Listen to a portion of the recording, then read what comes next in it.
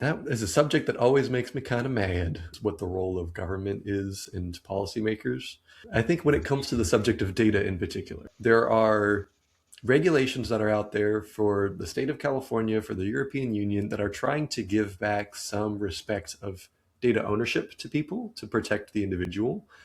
But then I think that there is this question of the environmental data, of the climate Mm, data, and how we are trying to balance this this push towards solving the climate crisis by collecting information about environment in the world in order to get towards the climate solutions we're interested in, and somehow also not focusing on trying to track people who are migrating across borders using that same exact data.